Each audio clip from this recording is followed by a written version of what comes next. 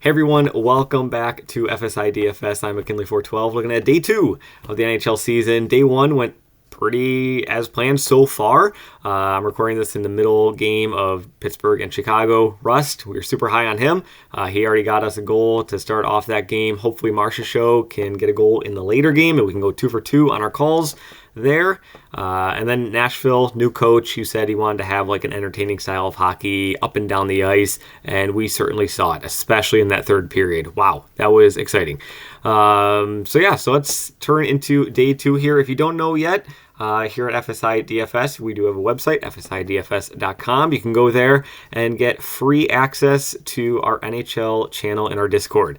We are offering the first 3 days of the season completely free. You just go to the subscriptions page, subscriptions tab, click add to cart, and you'll see there's a little daily package there, completely free of charge. So let's just dive right into it. Looking over here at the matchups, 6-game slate. Boston and Toronto are going to be very heavy favorites. Carolina right behind them. This Edmonton-Vancouver game, over-under of 7.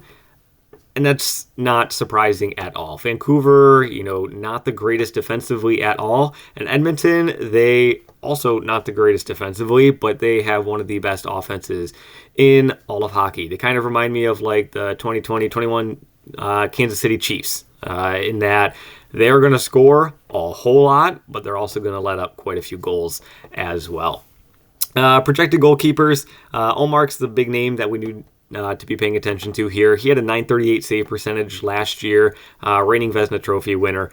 Do not expect him to get a .938 save percentage again this year. That is just unsustainable. It was incredible what he was able to do. If you missed out on the video yesterday, we talked about save percentage for goalkeepers in the NHL. On average, usually around 905 to 910. Anything above that, you can see it's kind of more shaded green. Better. Anything below that, you're a lower goaltender. So like a guy like Soderblom or Allen, who's in the 800s.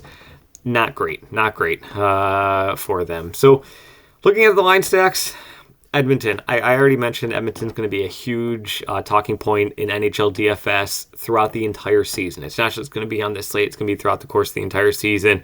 They've got Connor McDavid. They've got Leon Draisaitl, Ryan Nugent-Hopkins. They got Hyman, Evander Kane. They're just loaded with stars. But after them, there's really not much to like there. So I actually really like the second line for Edmonton here. Vancouver, they're on home ice. They're going to try to shut down that top line of McDavid and Kane and Brown. And it is by no means do I think that they're going to be able to do that. I still love McDavid. You can see he's still over here in the individual plays, and Kane and Brown. I'm going to be very high on Edmonton here, especially with the value that Brown can bring. But the second line for Edmonton of Nugent-Hopkins, Draisaitl, and Hyman, they all skate together at even strength, obviously, but they all have correlation on the power play as well. And if you look down here at the special teams, Edmonton last year, they almost set an NHL record. They were one of the greatest power play teams of all time, ranked first in the league last year, obviously, with that. And they're facing off against Vancouver, who was dead last in penalty kill. They could not stop anybody throughout the course of the season. So now they're going head-to-head. If Vancouver takes some penalties in this game, do not be surprised if Edmonton can net at least 1, 2, maybe even 3 power play goals here in this game. So the fact that you get full correlation at even strength and full correlation on the power play, Nugent-Hopkins, Draisaitl, Hyman are going to be extremely popular for me. Bertuzzi, Matthews, and Marner. This is Toronto's top line. Bertuzzi is a new addition to Toronto so far this season. Really, Toronto, redid their whole left-hand side with Bertuzzi and Domi, Matthew Neese, who's going to be super fun to watch. So this top line for Toronto is going to be very popular. Austin Matthews obviously leading the charge here at 9.4K. Mitch Marner, 6.4K. I do have him shaded blue. This is where we had Rust, and like I said, he already scored a goal. This is just way too cheap. Way too cheap for Marner. He's definitely going to be one of the first guys I do put into my lineup. And it's going to be a pretty chalky line just because of how affordable and valuable they are. They're going up against a very weak goalie in Jake Allen, who you can see over here. He had a sub 900 save percentage, so not great. If you do want to like maybe not go with Bertuzzi, what you also could do, and I could see it being very popular, is looking over here to this blue guy, Klingberg. He is the new addition to Toronto on their blue line. He's going to be quarterbacking that top power play unit. And again, Toronto's power play, right behind Edmonton. They were the second best in the entire league. I mean, real quick, look at this gap. There was a 6.4% gap between first and second last year. That's just unreal. But they're going to be facing Montreal, who had one of the worst penalty kills as well. So I really like this Edmonton power play. I really like the Toronto power play. And Klingberg at 3.2K. Klingberg should be priced closer to 6K. Like his salary should be doubled, essentially. He should be extremely popular and should be one of the first guys that you also put in your lineup with Marner. So because you're going to be putting in a lot of Marner, because you're putting in a lot of Klingberg, I could see a bunch of people just correlating because that is so important in NHL DFS with Austin Matthews. And boom, there you got a nice 3-man stack of a very heavy favorite at home with 2 extremely affordable options, who's going to give you the salary to throw in some of these Edmonton power play 1 guys or a guy like Connor McDavid. Third line stack that I do like is this Boston top line. Marchand, Zacha, and Pastrnak. Pastrnak, he's really the guy. I mean, there's a reason he's 9.7K in terms of salary. He's kind of the guy that drives the offense. Marchand's kind of more of like a dealer. He's going to be looking for assists. He's not going to be scoring too many goals. He's going to be looking as more of a playmaker. Zacha, he is the big change in Boston this season. So no more Patrice Bergeron in Boston. That reign is over. He is retired. So Zacha's going to be taking that top line center role. And he's going to be taking his spot in this top power play unit as well. He does not really have a great floor though. He is 4.5K for a reason, but he has the opportunity. Boston, their power play percentage last season ranked 12th, facing off against Chicago, who was 22nd on the PK. And real quick, these are not all of the special teams. These are just kind of the ones that were noteworthy, that I was paying attention to. All the other matchups and whatever you want to call it, or just kind of, not worth putting on the sheet. But Zacha, 4.5K, he's going to have the opportunity for sure, but if he ends the game with like only 1 shot on net, I would not be surprised at all. You're looking for really a goal or an assist from him there. So going over to the individual plays, Connor McDavid, I mean, he's so good. He's going to be closer to 11,000, I think, pretty soon. For the majority of last season, he was 10.5, 10.6 in terms of salary. I think he should be getting up there pretty shortly. Nathan MacKinnon, he's the top line guy for Colorado. MacKinnon is one of those players that he can get you 6, 7, 8, 9 shots on net in a game, and you would not be surprised one bit.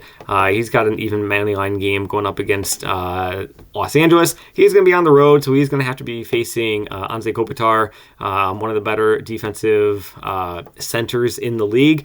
But still, Kopitar's getting up in age. I really think that McKinnon's going to be able to, control the puck and be able to get around him.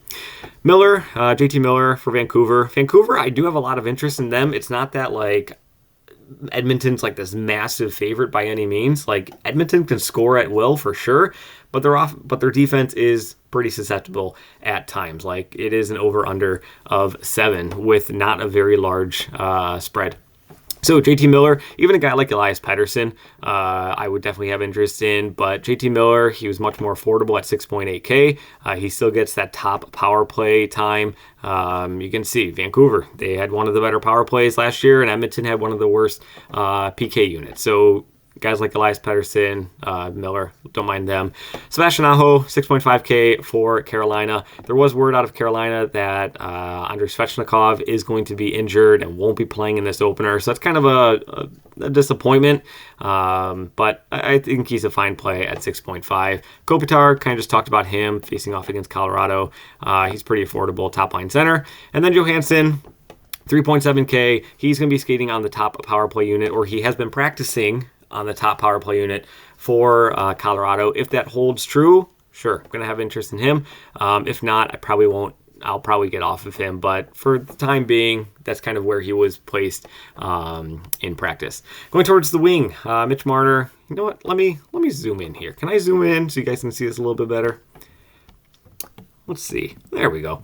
Mitch Marner. I think this is where the builds are going to kind of fall. I think it's going to be pay down at wing or like go like, because Marner at 6.4K, obviously, like I'm not including the guys that are already over here, but he was one of the top guys that I saw in terms of salary. And I just realized Marner's right here. So why did I even do that? But 6.4K, very affordable. I think you're going to be paying up at center because there's not a lot to like cheap at center, but there is a lot to like cheap value at wing. So Marner 6.4K, Kempe 6.2K. I've always been a Kempe fan. He just gets the job done in terms of DFS. He provides you with a nice shot floor. He's continually shooting at least 3 shots on net. There is a 5 shot on goal bonus on DraftKings, so I'm going to have some interest with him. Top line, top power play unit, facing off against Colorado. Nylander for Toronto 5.9K. Toronto's just going to have a lot of ownership in general overall. Nylander could be a way they could get off of possibly the chalk of Marner and Matthews in that top line. So he does get on that second line, but does get that top power play unit. So he does have correlation there. But if you do want to be a little bit different, I would tend to go toward, Nylander and John Tavares at center. Kane and Brown, these are the guys that are on the wings of McDavid. And I mean, that's essentially it. Like, they're on the wings of McDavid, and that McDavid is soaring through the ice, and they're just kind of along for the ride, and they're going to get goals and they're going to get assists just because of what McDavid is able to do, the attention that he brings from defenders, just the talent that he has. So Kane and Brown, I think, are very affordable. And then Jonathan Drouin, 4.5K, top line for Colorado. He's a new addition to Colorado this year. He's can shoot the puck. We know what he's capable of throughout his career. He's just a very flashy, fun player to watch, and I think he's going to be a really good fit on the left wing there to Nathan MacKinnon. Going into the defense, again, it's kind of pay up for defense quite a bit, but I mean, you're going to have the value in Klingberg here. You can also have a lot of value in Hamonic for Ottawa. Carolina is a team that is very heavy in possession, and they shoot the puck a ton. They're a team that's a lot more about the quantity of shots than the quality of shots. So oftentimes, through previous seasons, shot blockers against Carolina have really done very well. Hamonic is also at 2.5K, is just way too cheap. He doesn't get any power play time, but he is going to be on that top power penalty kill unit for Ottawa. So this is more of a price tag that should be closer to 4K, in all honesty. So it would not shock me if he gets 3 block shots, gets the block shot bonus. He doesn't even need a goal or an assist or a shot on net. If he can get the block shot bonus, he's going to be paying off his salary there. But Makar, Burns, Bouchard, Hughes, there's other guys that I do like in these individual plays. It's just that for the sake of space and everything is kind of where I just highlight everybody. In terms of goalie, Olmark, Samsonov, Hellebuyck. Hellebuyck might be one of my favorite goalie plays. I don't like giving goalie plays because it is just such a random thing. But Hellebuyck on the road, he's one of the better goaltenders in the entire world. Obviously, because he plays in the NHL, but he's one of the better goaltenders in the league. He just signed a massive contract, so he's going to be staying in Winnipeg for quite a while, facing off against Calgary, who doesn't scare me too much from an offensive standpoint. So I do like that price tag at 7.5. And then Korpisalo at 7.2. Again, Ottawa facing off against Carolina. Carolina shoots the puck a ton, so he's going to see a lot of save opportunities and can get that save bonus as well. So that's kind of where things land on this slate. I really do appreciate it. All the views that we have been getting. Please hit that subscribe button. We are trying to get to 5,000 subscribers by the end of the season. And yeah, Marner, Klingberg, we're already 1 for 1 with Rust. Hopefully we can go 2 for 2 with the Marchessault goal later on here. And yeah, so good luck in your contest as always, and we'll see you on Thursday.